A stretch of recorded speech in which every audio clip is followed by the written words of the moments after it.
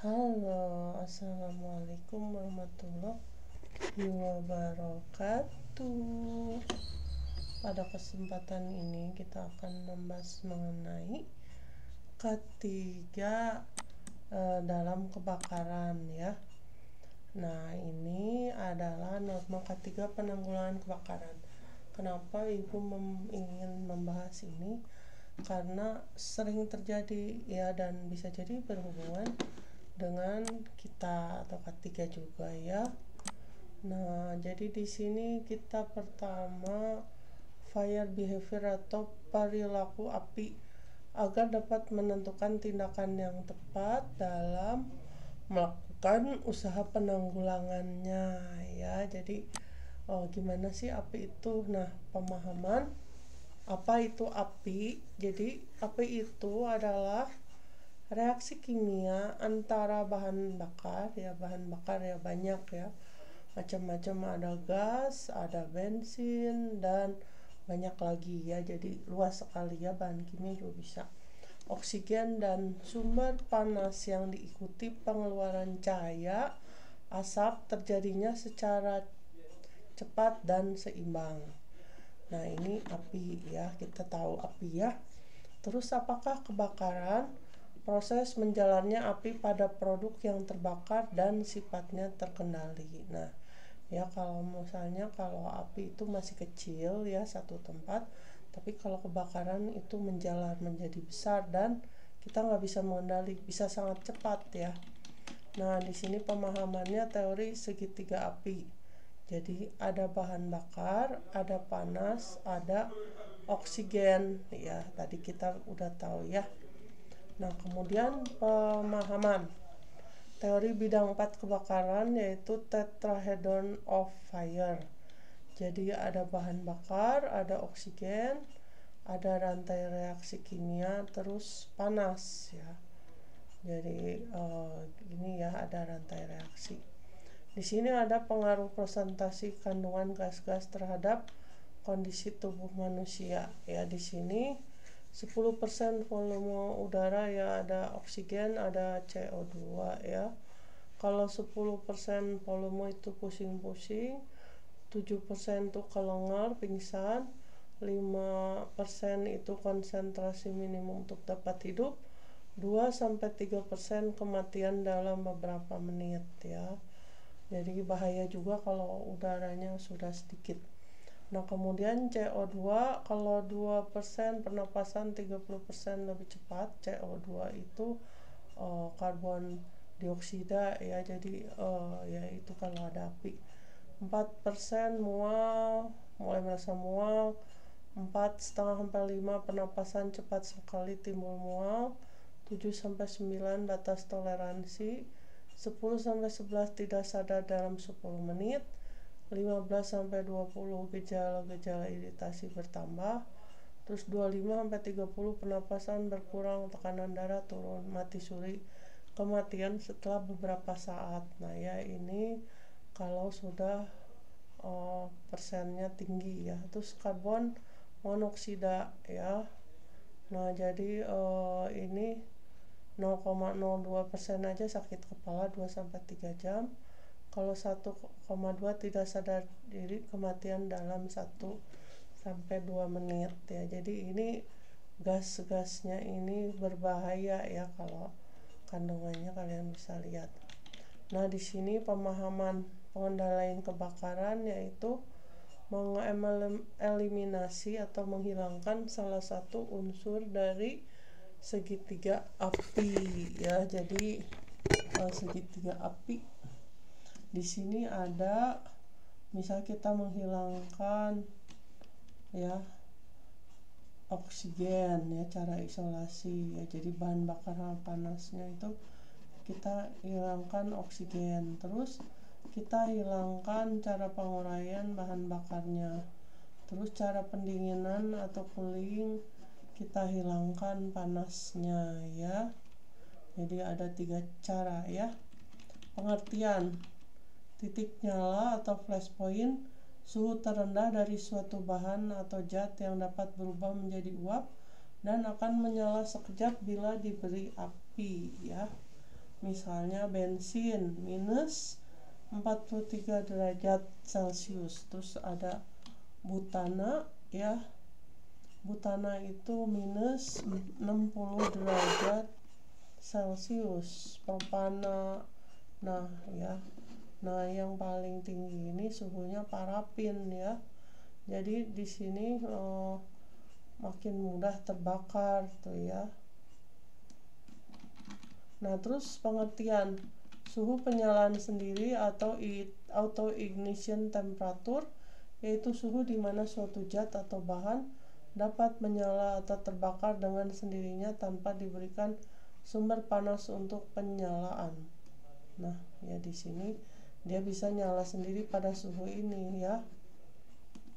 Ya, kalau misalnya suhunya tinggi ya, makanya di sini ada prinsip penanggulangan kebakaran ya. Di sini proses penyalaan bahan bakar O2 sumber energi. Nah, kita mencegah penyalaan kalau di sini. Terus kalau udah ini api timbul, pemadaman pada tahap dini. Terus kalau tumbuh dan menyebar, dari sini udah kondisi bahaya. Mencegah api tumbuh besar, evakuasi manusia dan barang, pengendalian asap ya. Terus kemudian flashover, pencegah penyalaan serentak. Terus pembakaran penuh, mencegah perambatan api ke lain area. Kemudian surut, pendinginan lanjut, mencegah backdraft di ruang tertutup. Nah, di sini ada fenomena kebakaran atau terjadinya flashover ya. Di sini ada ya, jadi api itu bisa merambat ya. Nah, ini ada alirannya ya, tuh makanya hati-hati. Di sini backdraft, kebakaran dalam ruang tertutup kehabisan oksigen. Bila ada kesempatan udara masuk akan terjadi ledakan ya. Nah, identifikasi potensi kebakaran di tempat kerja Anda. Apakah ada peluang untuk terjadi kebakaran? Apa konsekuensinya bila terjadi kebakaran? Upaya apa yang telah dilakukan? Nah, kita bisa mengidentifikasi kebakaran mau di rumah, tempat kerja, atau di mana Anda berada ya, supaya waspada ya.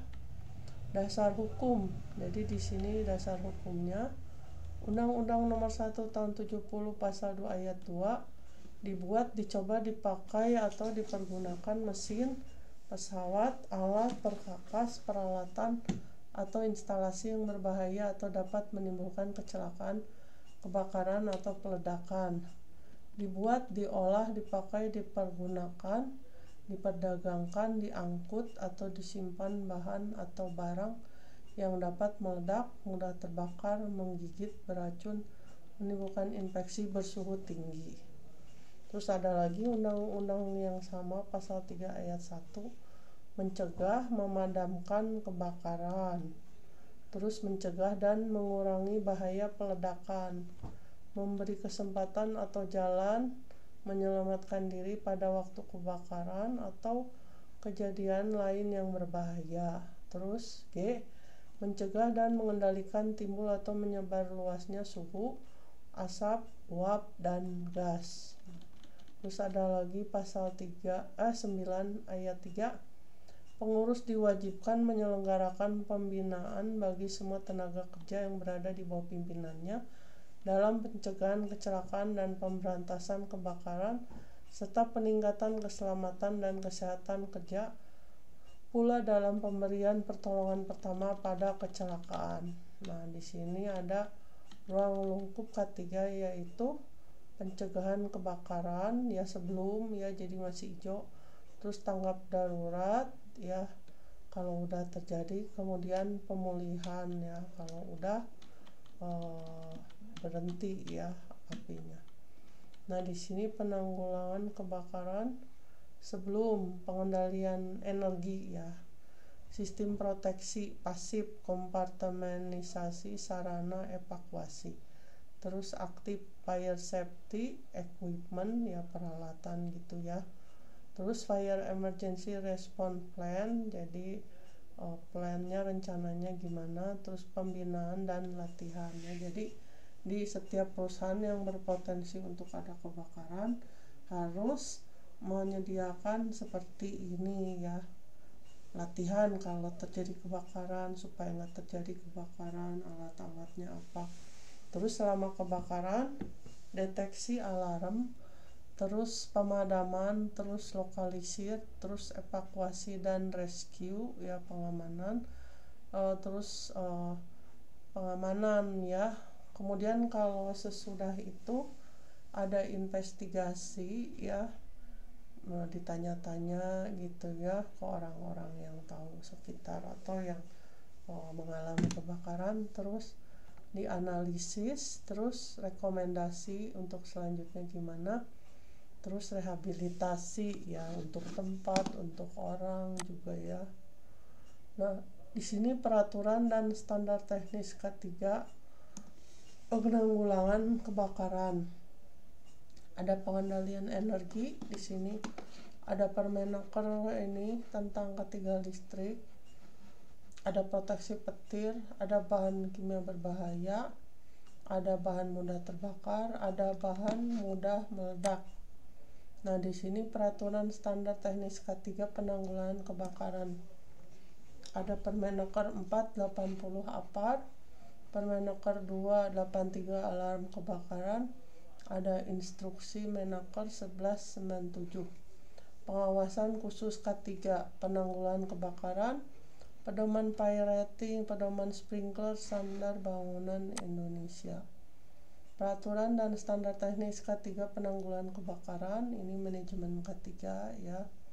Terus ada keputusan Menteri Tenaga RI yang ini tahun 99 tentang unit penanggulangan kebakaran tempat kerja ya. Jadi menimbang kebakaran di tempat kerja itu bisa berakibat sangat merugikan, karena itu diperlukan peralatan proteksi kebakaran yang memadai, petugas penanggulangan ditunjuk khusus, serta dilaksanakan prosedur penanggulangan keadaan darurat.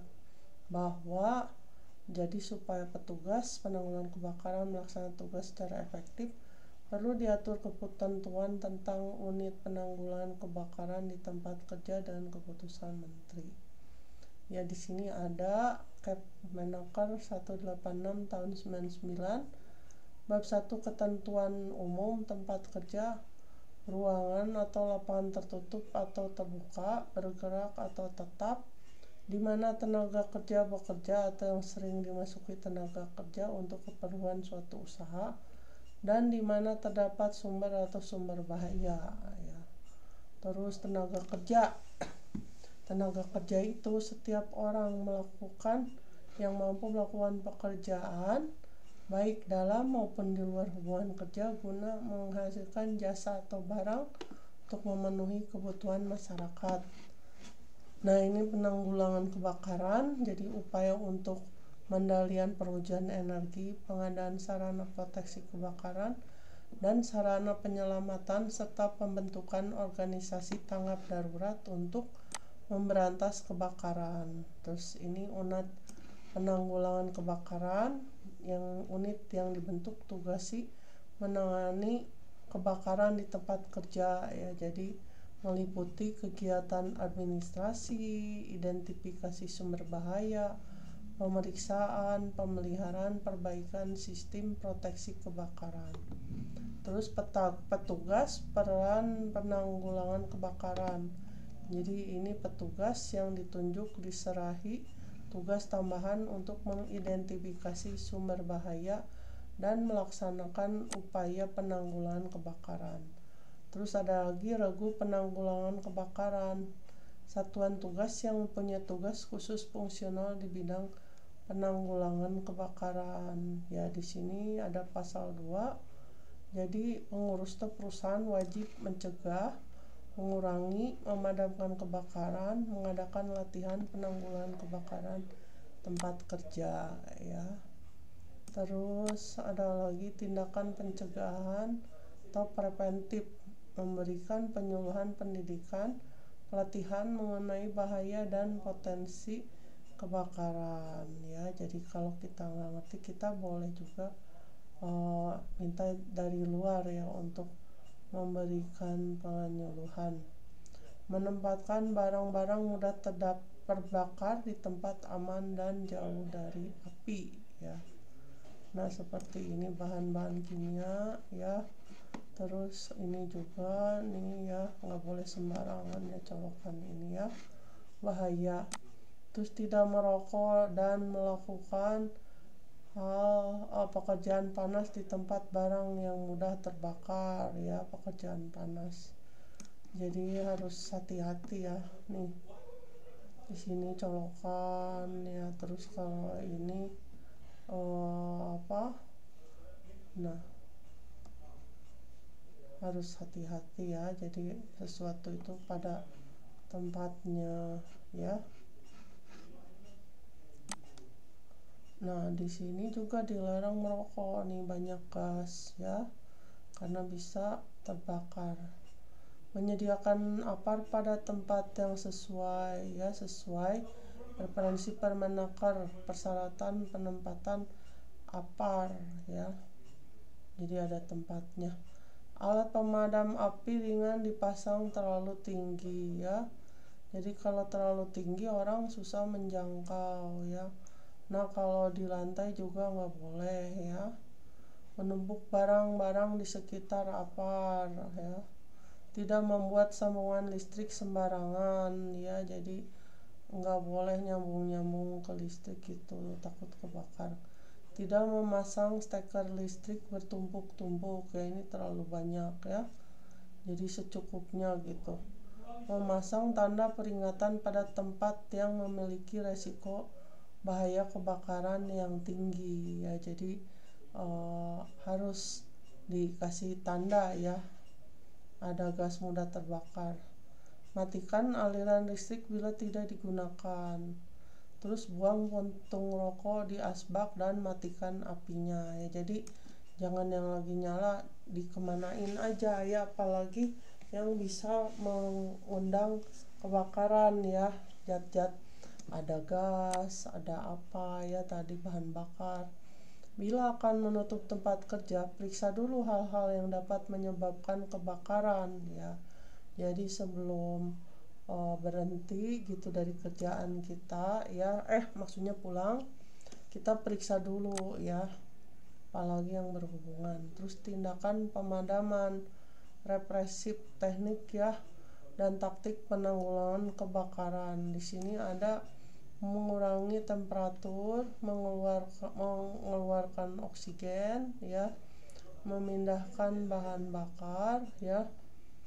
Terus ada menghambat reaksi rantai atau pemenjalaran ya. Di sini ada cara-caranya, mungkin supaya lebih jelas harus di demo ya. Sistem pemadaman, ada sistem isolasi, tidak memberikan oksigen pada benda yang terbakar. Ada sistem pendinginan, menurunkan suhu pada benda yang terbakar. Ada sistem urai, membagi-bagi benda terbakar menjadi bagian kecil sehingga mudah dikendalikan. Terus ada Kepmenaker nomor Kep 186/1999 pasal 2 ayat 2, kewajiban mencegah, mengurangi, dan memadamkan kebakaran tempat kerja sebagaimana dimaksud pada ayat 1 meliputi pengendalian setiap bentuk energi, penyediaan sarana deteksi, alarm, pemadam kebakaran, dan sarana evakuasi, pengendalian penyebaran asap, panas, dan gas, pembentukan unit penanggulangan kebakaran tempat kerja, penyelenggaraan latihan dan gladi penanggulangan kebakaran secara berkala, terus memiliki buku rencana penanggulangan keadaan darurat kebakaran bagi tempat kerja yang mempekerjakan lebih dari 50 orang tenaga kerja atau tempat berpotensi bahaya kebakaran sedang dan berat. Nah, terus pengendalian segala bentuk energi ya. Di sini prinsip ketiga penanggulangan kebakaran, Undang-Undang Nomor 1 Tahun 70. Data penyebab kebakaran, ada listrik ya, sambaran petir bisa, listrik statis ya. Terus ada puntung rokok yang masih menyala, api terbuka, pemotongan pengelasan, permukaan panas, bunga api pembakaran, bunga api mekanik, reaksi kimia ya. Jadi ini di sini mencegah, mengurangi dan memadamkan kebakaran. Jadi harus waspada dari segala penyebab ya. Terus penyediaan sarana deteksi, alarm, pemadam kebakaran, sarana dan evakuasi. Jadi harus disediakan ya seperti ini. Kita jaga-jaga. Nah, di sini ada fire alarm, APAR, sprinkler ya. Terus ini ya penanda suhu ya, warna-warnanya. Terus sarana evakuasi, pengertian memindahkan atau mengungsikan manusia atau barang dari tempat berbahaya ke tempat aman ya.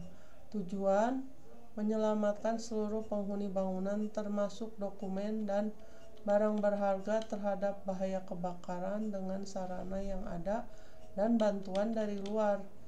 Syarat sarana evakuasi: 1. Aman sementara, terjamin kedap asap dan panas. 2. Tidak dikunci, tidak terhalang oleh benda apapun. 3. Memiliki lampu darurat. 4. Bukan pintu ke arah pelarian. 5. Mudah dijangkau, panjang jarak tempuh sependek mungkin. 6. Ada petunjuk arah yang dapat dilihat dalam keadaan gelap. F. Buku rencana penanggulangan keadaan darurat kebakaran. Berisi mengenai 1. Informasi tentang sumber potensi bahaya kebakaran dan cara penanggulangannya atau pencegahannya. 2. Jenis cara pemeliharaan penggunaan sarana proteksi kebakaran di tempat kerja. 3. Prosedur pelaksanaan pekerjaan berkaitan dengan pencegahan bahaya kebakaran. Terus prosedur dalam menghadapi keadaan darurat kebakaran. Nah, ini pembentukan unit penanggulangan kebakaran ya. Jadi di sini memperhatikan jumlah tenaga kerja atau klasifikasi tingkat potensi bahaya kebakaran. Jadi ada klasifikasinya. Jadi seperti ini tingkat potensi bahayanya. Ada kebakaran ringan, ada kebakaran sedang 1, sedang 2, sedang 3, dan resiko bahaya kebakaran berat ya. Nah, di sini kebakaran ringan ya. Jadi resikonya ringan: tempat ibadah, ruang kantor, pendidikan, perumahan, rawatan, restoran, perpus, hotel, lembaga, rumah sakit, museum, penjara ya. Jadi di sini disebutnya kebakaran ringan ya. Jadi mungkin enggak terlalu beresiko ya, tapi bisa aja. Nah, terus bahaya kebakaran sedang ya, yang mempunyai jumlah kemungkinan terbakar sedang, menimbun bahan dengan tinggi tidak lebih 2,5 meter, dan apabila terjadi kebakaran melepaskan panas sedang. Jadi ada tempat parkir, banyak mobil kan ya, pabrik elektronik ya, pabrik roti, ada pembakaran, pabrik barang gelas, pabrik minuman, pabrik permata, pabrik pengalengan. Terus ada binatu ya, binatu itu yang suka mencuci baju ya. Terus pabrik susu. Terus ada kebakaran sedang 2, tempat kerja yang mempunyai jumlah dan kemudahan terbakar sedang, menimbun bahan dengan tinggi lebih dari 4 meter. Apabila terjadi kebakaran melepaskan panas sedang sehingga menjalarnya api sedang. Nah, di sini ada penggilingan padi, pabrik bahan makanan, bengkel mesin, percetakan dan penerbitan, gudang pendinginan, perakitan kayu, gudang perpus, pabrik bahan keramik, tembakau, pengolahan logam, penyulingan, pabrik bahan kelontong, pabrik bahan kulit, tekstil, perakitan kendaraan bermotor, pabrik kimia. Terus pertokoan dengan pramoniaga kurang dari 50. Terus ada sedang 3 ya. Jadi dia terjadi kebakaran melepaskan panas tinggi, menjalarnya api cepat. Ruang pameran, pabrik permadani, pabrik makanan. Wah, banyak ya di sini, pabrik-pabrik ya, bengkel mobil, pertokoan, pabrik pesawat terbang, ya banyak. Terus kalau bahaya kebakaran berat, tempat kerja yang mempunyai jumlah dan kemudahan terbakar tinggi, menyimpan bahan cair, pabrik kimia dengan kemudahan terbakar tinggi, pabrik kembang api, korek api, cat, bahan peledak, penggergajian kayu dan penyelesaian menggunakan bahan mudah terbakar, studio film televisi, pabrik karet buatan.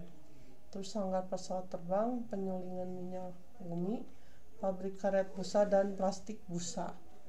Nah, terus ini Kepmenaker nomor Kep 186/1999. Upaya penanggulangan kebakaran sebagaimana dimaksud dalam pasal 3 terdiri dari petugas peran kebakaran, regu penanggulangan kebakaran, koordinator unit penanggulangan kebakaran, ahli K3 spesialis penanggulangan kebakaran sebagai penanggung jawab teknis. Terus pasal 6, petugas peran kebakaran sebagaimana dimaksud dalam 5 huruf A sekurang-kurangnya 2 orang untuk setiap jumlah tenaga kerja 25 orang. Regu penanggulangan kebakaran dan ahli spesialis penanggulangan kebakaran sebagaimana dimaksud pasal 5 huruf B dan D ditetapkan untuk tempat kerja tingkat resiko bahaya kebakaran ringan dan sedang 1 yang mempekerjakan tenaga kerja 300 orang atau lebih, atau setiap tempat kerja tingkat resiko bahaya kebakaran sedang 2, sedang 3 dan berat. Ya, di sini. Ini silahkan baca uraian tugas. Petugas kebakaran, ya, ini tugas pokoknya mengidentifikasi, melaporkan, terus memadamkan kebakaran tahap awal, mengarahkan evakuasi orang, koordinasi instansi terkait mengamankan. Ya, terus ada kelas D, syarat penunjukan petugas peran kebakaran. Harus sehat jasmani rohani, pendidikan minimal SLTP, telah mengikuti kursus teknis penanggulangan kebakaran tingkat 1. Terus uraian tugas organisasi tanggap darurat kebakaran. Anggota regu penanggulangan kebakaran kelas C. Tugas pokok sesuai jabatan utamanya, mengidentifikasi dan melaporkan adanya faktor yang dapat menimbulkan bahaya kebakaran, melakukan pemeliharaan sarana produksi kebakaran, memberi penyuluhan penanggulangan kebakaran pada tahap awal, membantu menyusun buku rencana tanggap darurat, terus mengarahkan evakuasi orang barang, mengadakan koordinasi dengan instansi terkait.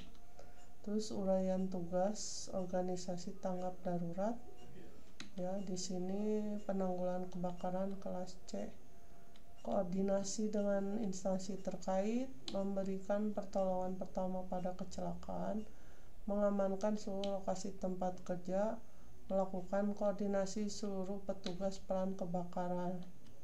Terus ada kelas C, sehat jasmani rohani, usia minimal 25 tahun, maksimal 45, pendidikan minimal SLTA, telah mengikuti kursus teknik penanggulangan kebakaran tingkat dasar 2. Terus ada kelas B, ya. Nah, yang ini SLTA, bekerja perusahaan masa kerja 5 tahun, telah mengikuti kursus teknis penanggulangan kebakaran tingkat dasar 1, 2, dan tingkat ahli K3 Pratama. Nah, di sini ahli K3 penanggulangan kebakaran kelas A. Ya, di sini. Nah, ini ya, terus lisensi ahli K3 penanggulangan kebakaran, ya, seperti ini. Kompetensi ditetapkan Jakarta. Nah, baik, makasih. Assalamualaikum warahmatullahi wabarakatuh.